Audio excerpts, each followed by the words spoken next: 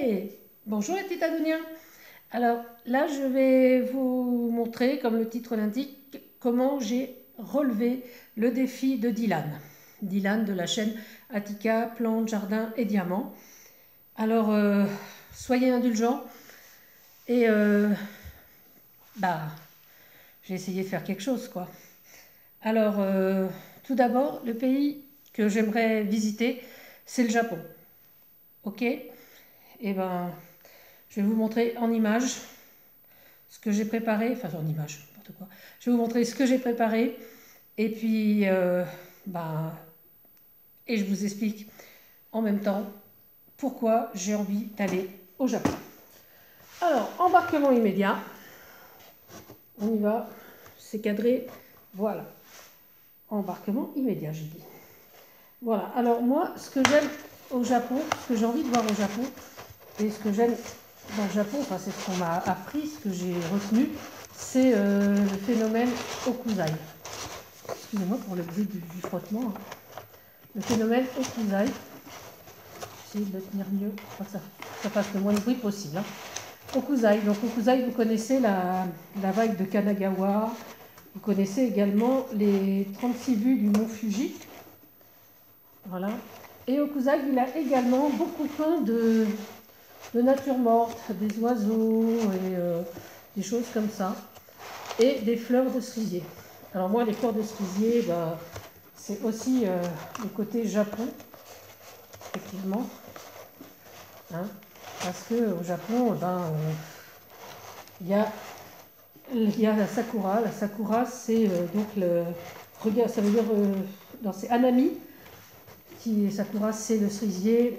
Et Hanami, c'est regarder les fleurs. Et c'est ce qu'on appelle la fête du cerisier. Voilà. Vous voyez, et donc c'est le moment de la floraison des cerisiers. Et les gens au Japon, visiblement, se promènent dans les jardins. Ils pique-niquent entre amis, en famille surtout. Et c'est un moment très festif, où on a même le droit de picoler, visiblement.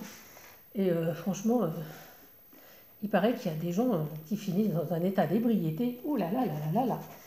Voilà, c'est un endroit où on peut boire de... Et où souvent les gens, pendant ces quelques jours de floraison, quelques jours parce que la floraison des cerisiers c'est jamais très long, c'est entre mars et mai, et certains s'habillent en costume traditionnel et donc en kimono. Et je trouve les kimonos toujours très très très jolis. Donc c'est vraiment une forme de thé, le kimono. Et vous avez donc dans toutes les matières, ils sont décorés, ils peuvent être brodés, tout ça. Voilà. Là, je vous ai mis les petites bonnes femmes en kimono. Voilà. Donc, qui me font penser donc aussi à un truc de culture japonaise qui est l'univers du manga. Voilà. Et dans l'univers du manga, il y a un dessinateur que j'aimais beaucoup, parce qu'il est décédé en 2017. C'est Hiro Taniguchi. Et Hiro Taniguchi, si vous ne connaissez pas, écoutez, essayez de lire au moins un de ces trois ouvrages. Alors, Quartier lointain, Le gourmet solitaire, moi celui-là je l'adore. Et également, on y arrive, Le journal de mon père. Alors, Le journal de mon père, c'est plus intimiste, c'est un petit peu quand même sa vie à lui, quand il était tout petit. Et franchement, c'est vraiment une très très belle histoire. Et quand on parle manga, on parle aussi des studios Ghibli. Vous savez, au Japon, il y a une grande culture quand même des mangas et du cinéma d'animation. Et voilà. Et donc, les studios Ghibli, c'est évidemment Mon voisin Totoro, Le voyage de Chihiro, La princesse Mononoke, et un de mes films préférés, oh pardon, je bouge beaucoup, Le tombeau des Lucioles. Tout ça, donc, c'est au studio Ghibli, sur les studios Ghibli. Voilà. Et franchement, je trouve ces films d'animation vraiment très très très réussis. Et puis bon, on va passer à autre chose, on va passer donc aux religions. Parce qu'on parle toujours du bouddhisme dans la religion japonaise, mais il faut savoir que les Japonais sont plus shintoïstes que bouddhistes. Et donc, Shinto, qui veut dire la voie des dieux, les dieux étant des kami. Les kami se cachent dans tout ce qui est esprit. Donc ça peut être l'esprit du vent, l'esprit de la rivière, l'esprit de la montagne, il y a même un esprit humain. Et je trouve ça vraiment super. Et donc quand on doit se rendre dans un sanctuaire shintoïste, on passe par un tori, sous un tori. Le tori, c'est cette espèce de grande arche. Voilà, elles sont toutes composées pareilles. Et ce n'est pas l'entrée d'un temple bouddhiste, comme on pourrait souvent le croire, et quand on se trompe souvent d'ailleurs. C'est l'entrée du sanctuaire shintoïste. Alors il faut savoir qu'il faut passer dessous en rentrant dans le sanctuaire, et également il faut retourner dessous en sortant, pour retourner dans le monde des humains. Alors par contre, il ne faut absolument jamais passer au milieu de cette porte, parce qu'elle est réservée aux dieux. Et donc vous avez également donc, quelques sanctuaires qui partagent leur espace avec des temples bouddhistes, effectivement. Voilà. Donc voilà, ça c'est un peu... Et ce que j'aime aussi, c'est... bon, vous savez, je suis très gourmande, hein. Et donc j'aime beaucoup le poisson cru, j'aime beaucoup tout ce qui se mange, quoi. Et j'adore les sushis. Et alors les sushis, tout le monde connaît les sushis, hein, ces petites boules de riz avec du poisson cru. Mais ce que j'aime surtout, c'est l'art du bento. Vous savez, le bento qu'on peut amener, cette petite boîte avec notre nourriture dedans, que l'on peut amener donc au boulot, qui nous change un peu des sandwichs.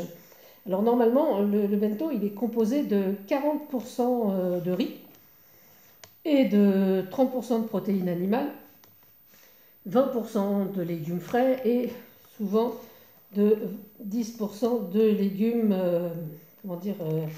marinés. Excusez-moi.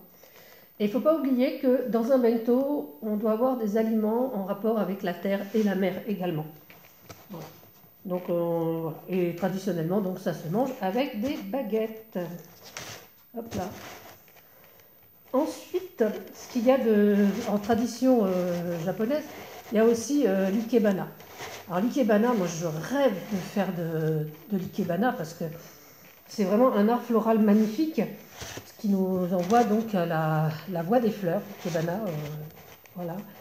Et donc tout fait corps, si vous regardez le vase, les branches, les feuilles, voilà. Alors il faut savoir que l'ikebana, comme la cérémonie du thé, ou même la calligraphie, était enseignée particulièrement aux filles. Pour être bonne à marier, il fallait qu'elles sachent faire la cuisine. Mais c'était pas tout. Donc faire la cérémonie du thé pour recevoir les gens, et la calligraphie pour apprendre à écrire correctement, et l'ikebana pour honorer leur maison. Voilà. Donc la cérémonie du thé, c'est toujours un peu pareil. Et donc la calligraphie, alors là on a...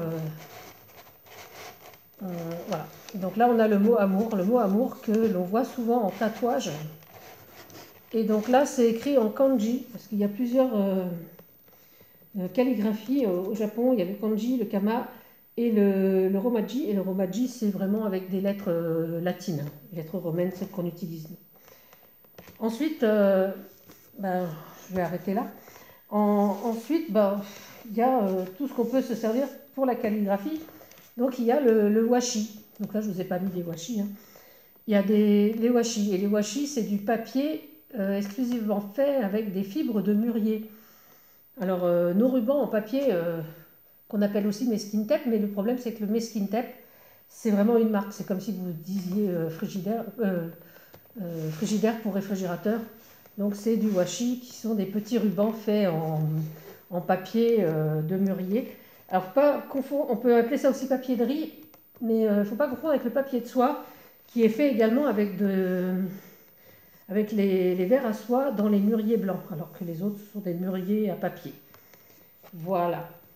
Et voilà pourquoi j'ai vraiment envie de visiter le Japon, parce que je pense que je peux découvrir encore plein d'autres choses. Et puis je vais vous remercier d'avoir regardé cette vidéo. J'espère que ça vous a plu. Moi, en tous les cas, j'ai adoré faire ça. Je remercie Dylan pour son défi. Et puis, merci à tous pour les autres défis. Et puisqu'on est là, je ne sais pas si vous allez voir, mais je vais quand même tirer au sort. Je ne peux pas déplacer ma caméra.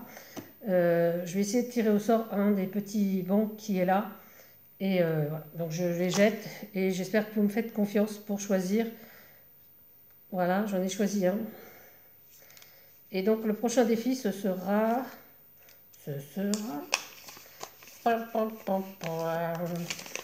le défi de Marina qui veut une carte 10-10 avec du bleu, du rose et un oiseau sur une branche. Alors Marina, je note ce défi et le prochain défi est pour toi. Bon, entre-temps, il y aura peut-être d'autres vidéos, mais pour l'instant, je mets ce défi de côté. Voilà, alors je vous remercie à tous d'avoir regardé cette vidéo. J'espère que mon bruit de froissage ne vous a pas trop perturbé. J'espère avoir relevé le défi de Dylan. Et puis, dites-moi si ça vous a plu. Voilà, je vous fais à tous de gros bisous. Je vous souhaite à tous une excellente journée. Enfin, fin de journée, parce qu'on est déjà mardi après-midi. Et puis, je vous dis à bientôt pour une nouvelle vidéo. Au revoir. Prenez soin de vous. Amusez-vous. C'était Tadoun.